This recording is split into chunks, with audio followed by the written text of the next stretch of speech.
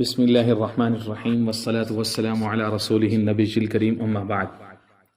گرامی قدر احباب، سامعین گرامی و حاضرین محترم، آج ہماری مسجد میں تقریب نکاح ہے جس میں ہمارے عزیز دوست اسد اللہ بٹ صاحب کی صاحبزادی کا نکاح سید حمزہ شارق جو کہ موجود ہیں ان کے ساتھ ہو رہا ہے، اور اس تقریب میں سب آنے والے مہمانوں کو میں تہہ دل سے خوش آمدید کہتا ہوں، اور دونوں خاندانوں کو میں دل کی گہرائیوں سے مبارکباد دینا چاہتا ہوں کہ انہوں نے اپنی بچی اور اپنے بچے کے اس نئی زندگی کے سفر کے لیے، اس کے آغاز کے لیے مسجد کا انتخاب کیا ہے۔ آقا کریم سید المرسلین خاتم المرسلین حضور پاک علیہ السلام نے فرمایا، اعلنوا ھذا النکاح، اس نکاح کو علی الاعلان کیا کرو۔ چھپ کر کے زنا ہوتے ہیں، نکاح علی الاعلان ہوتے ہیں، پورے مجمع، پورے معاشرے، سب کے سامنے کیا جاتا ہے، اس کو نکاح کہتے ہیں۔ پورا معاشرہ جو ہے اس پر گواہی دیتا ہے، اگرچہ قانونی تقاضوں کے مطابق کوئی دو چار کو نومینیٹ کیا جاتا ہے گواہوں میں، ورنہ پورا معاشرہ اس پر گواہ ہوتے ہیں۔ اس لیے فرمایا کہ نکاح کو علی الاعلان کرو، وجعلوہ فی المساجد، اور فرمایا کہ اس کا انعقاد مساجد کے اندر کیا کرو۔ یہ وہ سنت ہے جس کو آج ہم نے ترک کر دیا گیا۔ مطلب ہمارے معاشرے میں ہم دیکھیں کہ لوگ پیسے خرچ کرتے ہیں، لاکھوں روپے شادی ہالوں کی بکنگ کے اوپر لگا دیتے ہیں، اتنا اسراف ہے، اتنی تبذیر ہے، اور نکاح جیسی سنت، اتنی عظیم سنت جس کا آغاز مسجد سے ہونا چاہیے، دعاؤں کے ساتھ ہونا چاہیے، کتنی ساری خرافات ہیں جس سے انسان بچ جاتا ہے۔ شادی ہالوں میں ناچ ہے، گانا بجانا ہے، وہاں پہ غیبت ہے، وہاں پہ بے حیائی ہے، بے پردگی ہے، کئی سارے گناہ اکٹھے ہو جاتے ہیں۔ وہاں سے آپ اپنی بچی اور بچے کے نئے رشتے کا آغاز کر رہے ہیں، اس کی بجائے مسجد مقدس جگہ ہے، فرشتوں کی جگہ ہے، مؤمنین یہاں پر موجود ہیں، ان کی دعاؤں کے ساتھ آپ جو ہے وہ اپنی بچی بچے کو رخصت کریں گے تو کیسا زبردست آپ نے ان کو ایک تحفہ دے دیا ہے۔ تو اس لیے یہ وہ سنت ہے جس کو ہم نے ترک کر دیا ہے۔ اور اگر آج بھی ہم دیکھیں تو کرسچنز کے ہاں، نصرانیوں کے ہاں، چاہے وہ پرنس اور پرنسز ہی کیوں نہ ہو، ان کا جو نکاح ہوتا ہے، ان کی شادی وہ ان کے چرچ میں ہوتی ہے، ان کے پادری کے سامنے ہوتی ہے۔ آج بھی انہوں نے اپنی عبادت گاہ کو اور جو اپنا مذہبی لیڈر ہے اس کو اتنی تکریم اور اتنی عزت دے رکھی ہے کہ اس میں وہ دونوں خاندانوں کے لوگ وہاں پر اکٹھے ہوتے ہیں۔ تو رب العزت سے دعا ہے کہ اللہ رب العزت یہ جو سنت ہے، یہ جو عمل ان دوستوں نے شروع کیا ہے، اللہ کرے کہ سب جو ہے وہ اس کو اپنے لیے ایک رول ماڈل سمجھیں، اور جو ہے وہ ہمارے نکاح مساجد سے ہوں تو کیا زبردست بات ہو جائے۔ میں کچھ باتیں آپ سے نکاح کے حوالے سے کرنا چاہتا ہوں۔ سب سے پہلے تو ہم نکاح کے معنی کو سمجھیں۔ نکاح کا معنی اور مفہوم یہ ہوتا ہے ملنا، جڑنا، یکجان ہو جانا، اور اہل لغت نے اس کے مختلف معنی بیان کیے ہیں، وہ سارے کے سارے نکاح کی اسپرٹ کے عین مطابق ہے۔ پہلا معنی یہ لکھا ہے کہ آسمان سے بارش برستی ہے، زمین پر اترتی ہے اور زمین میں مٹی میں آ کر کے جذب ہو جاتی ہے، اب بارش اور زمین یکجا ہوں گے۔ ایک معنی یہ لکھا ہے کہ نیند آتی ہے، آنکھوں میں داخل ہوتی ہے اور اس کو سکون دیتی ہے اور چھا جاتی ہے، گویا کہ نیند اور آنکھیں یہ دونوں یکجا ہو گئے۔ تیسرا معنی اہل لغت نے یہ لکھا ہے کہ مرد کا عورت پر اعتماد، عورت کا مرد پر اعتماد، اب دونوں مل کر کے ایک نیا گھر بنا رہے ہیں، تو گویا کہ یہ بھی نکاح کی اسپرٹ میں شامل ہے۔ چوتھا معنی یہ لکھا ہے کہ درخت کی شاخوں کا باہم مل کر کے سایہ بنا دینا، تو اب کیا ہوتا ہے، میاں بیوی ملتے ہیں تو اب وہ پورے گھر کے اوپر ایک سائے کی شکل جو ہے وہ بن جاتی ہے۔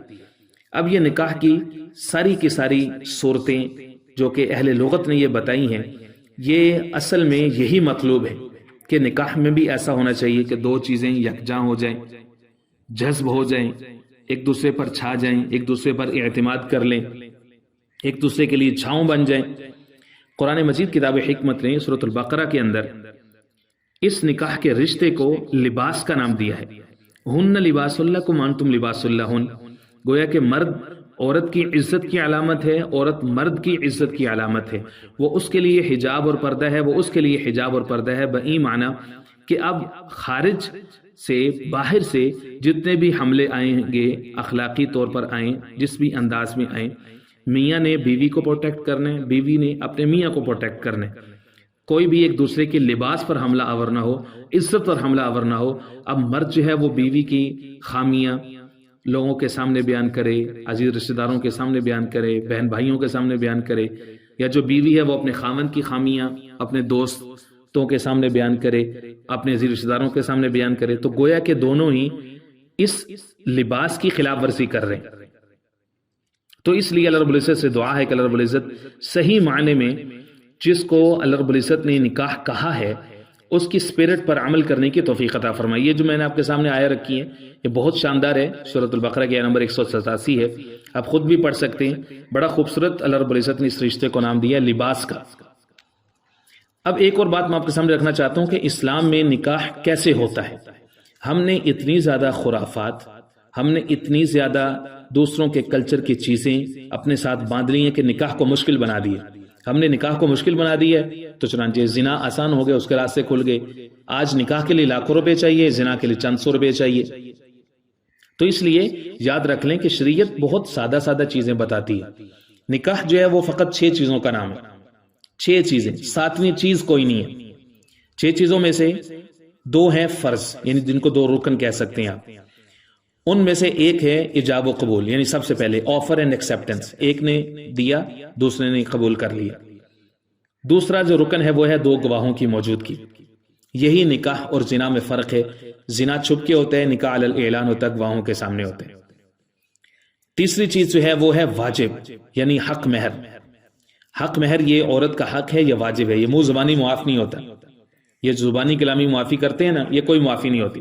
اس کو دیں، اس کے ہاتھ پہ رکھیں، بھئی سیاہ و سفید کی 2 مالک ہے، اس کے بعد وہ چاہے واپس کرے چاہے اپنی ضرورت پوری کرے، کوئی اسے پوچھنے والا نہیں۔ اگر اس کے بعد معاف کر دے تو اس کی مرضی، منہ زبانی معافی والا کوئی چکر نہیں ہے۔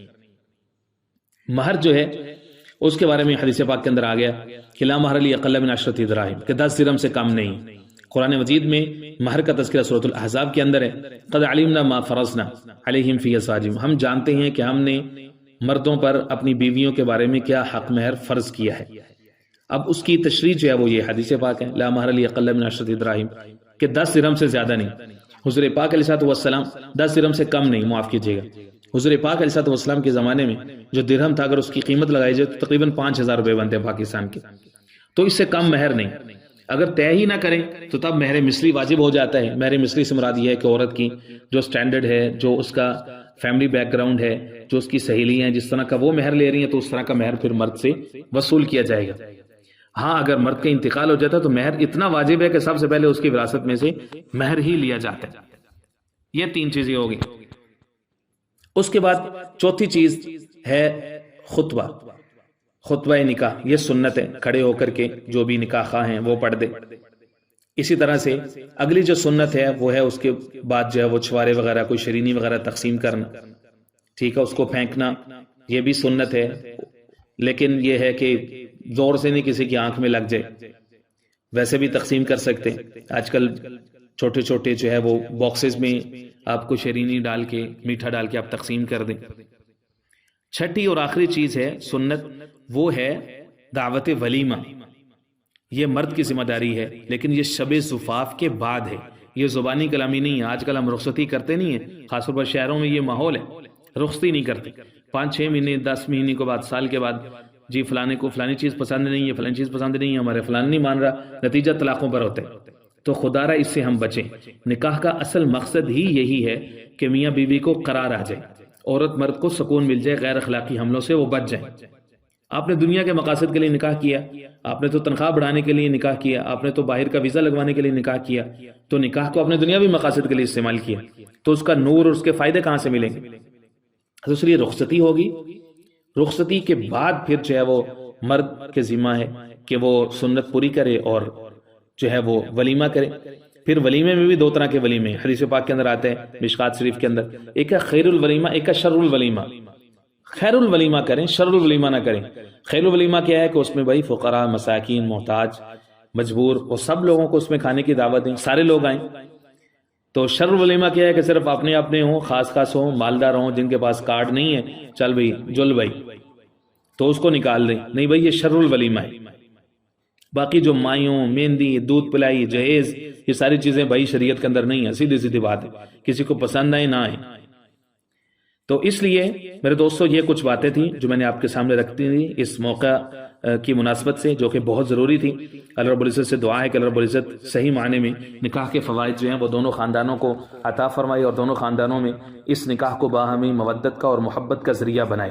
آج ہم جو ہے وہ آخری بات میں آپ سے کر رہا ہوں، نکاح میں ڈیلیبریٹلی تاخیر کرتے ہیں، یاد رکھیں کہ یہ درست نہیں ہے۔ جناب علی المرتضیٰ فرماتے ہیں حضور پاک علیہ السلام نے فرمایا، یا علی، اے علی، ثلاث لا تؤخرها، تین چیزوں میں کبھی تاخیر نہ کرنا، الصلاۃ اذا اتت، نماز وقت داخل ہو جائے، والجنازۃ اذا حضرت، جنازہ جب تیار ہو جائے، والاجم اذا وجدت لها کفوا، اور اجم بے نکاح مرد یا بے نکاحی عورت جب اس کے لیے کوئی کف مل جائے تو اس کے بعد اس میں تاخیر نہ کرنا۔ ہمارے یہاں یہ جو ذات پات ہے، اس طرح کے جو سٹیٹس ہیں، شریعت میں ان کی کوئی حیثیت نہیں ہے۔ فرمایا تنکح المرء لاربع، چار وجہ سے نکاح کیا جاتا ہے، لمالیہ، مال، حسبیہ، خاندان، لجمالیہ، خوبصورتی، ولدینیہ، دین کی وجہ سے۔ پھر فرمایا فاصفر بذات الدین تربت یداک، حضور نے فرمایا کہ آپ دیندار کو ترجیح دیں، لڑکی ہو یا لڑکا ہو، اس کے اخلاق کیسے ہیں، دینی کیفیت کیسے ہے، دینی تربیت ہوئی ہے، تو اس کے بعد پھر اس کے مال، حسب و نسب اور جمال کو نہ دیکھیں، اللہ رب العزت یہ ساری چیزیں خود بخود عطا فرما دیں گے۔ تو اس لیے ہمیں یہ چاہیے کہ جب کف کا رشتہ مل جائے تو اب جو ہے وہ سمجھیں کہ اللہ رب العزت نے آپ پر کرم کر دیا، اب اس کے بعد اس میں جو ہے وہ تاخیر نہ کریں۔ میری ذاتی نگاہ میں آج کے دور میں لڑکی کی عمر 18 سال فوراً کر دیں، ابھی بھی مارجن دے رہا ہوں، اس سے پہلے کر دیں تو بہتر ہے۔ 20 سال تو ایمرجنسی کی عمر ہے، 20-22 سال اس کو اس سے آگے کراس نہ کرنے دیں۔ ڈگریاں وغیرہ ساری چیزیں بعد کی باتیں، یہ ہوتی رہیں گی، جو اللہ نے مقدر لکھا وہ جاب، وہ رزق بھی ملتا رہے گا۔ اگر مرد، میں پوری ذمہ داری سے عرض کر رہا ہوں، مرد اگر اللہ کی عہد پر عورت کو قبول کرے اور اللہ سے مانگے کہ اللہ میری ضروریات تو پوری کرنا، میں حلال کے لیے کمیٹڈ ہوں، میں پوری ذمہ داری سے عرض کر رہا ہوں، مسجد میں بیٹھا ہوں، قسم کھاؤں گا تو حانث نہیں ہوں گا، اللہ عورت کے حصے کا بھی خامند کے ہاتھ میں رزق دیتا رہے گا۔ لیکن اگر ہم کفایت شعاری سے کام نہیں لیں گے اور عدم توکل کا شکار ہوں گے کہ ہم نے لڑکی وہ لے کے آنی جس نے ڈگریاں کی ہوں، اتنا پڑھی ہو اور اس کی جاب ہو اور وہ اتنا کما کر کے لائے گی تب ہمارا گھر چلے گا، تو یاد رکھو پھر گھر میں سکون نہیں ہوگا۔ جو 8-10 گھنٹے جو بچی، جو عورت بیچاری کام کر کے آئی ہے اور 1000 مردوں کے ساتھ لڑائی کر کے آئی ہے، ان کی نظروں کا سامنا کر کے آئی ہے، گھر میں آ کے وہ خامند کی کتنی کی عزت کر لے گی؟ اس کی فٹنس اجازت دے گی کہ وہ خامند کی آ کے خدمت کرے، اس کے والدین کی خدمت کرے، ان کو دیکھے؟ تو یہ ہے ہی نیچر کے خلاف ہے۔ عورتوں کی کمائی حرام نہیں کہہ رہا ہوں، بقدر ضرورت، بوجہ ضرورت جائز ہے، لیکن یہ ہے کہ خامند کو چاہیے کہ ذمہ داری اپنے ذمہ لے، کیونکہ اللہ رب العزت نے تقسیم کی ہے، الرجال قوامون علی النساء بما فضل اللہ بعضهم علی بعض، سورہ نساء پڑھیے پارہ نمبر 5 میں، مرد قوام کیوں ہیں؟ وَبِمَا أَنفَقُوا مِنْ أَمْوَالِهِمْ، اللہ فرماتے ہیں وہ اپنے مالوں کو خرچ کرتے ہیں۔ اگر عورت مال کو خرچ کرے گی، عورت کما کر کے لائے گی، تو پھر خامند کا سٹیٹس تو نہ رہا۔ تو اس لیے جو ہے وہ ڈگریاں بعد میں ہوتی رہیں گی، اس لیے بچی کی شادی جلد از جلد کر دینی چاہیے۔ اور لڑکے کی عمر 22 سے 24 سال، 25 سال بس یہ ایمرجنسی ہے، اس سے زیادہ نہیں، مارجن دے رہا ہوں۔ حضور پاک علیہ السلام کی جو پہلا نکاح ہے وہ بھی 25 سال کی عمر میں ہوا تھا، تو اس لیے اس سے اوپر نہ کریں۔ رب العزت سب بچوں بچیوں کے لیے آسانی فرمائے، سب والدین کے لیے آسانی فرمائے، جن کے جوان بچے بچیاں ہیں اور ان کے رشتوں کے حوالے سے پریشان ہے، رب العزت جو ہے وہ ان سب کے لیے آسانیاں فرمائے۔ وما علینا الا البلاغ المبین۔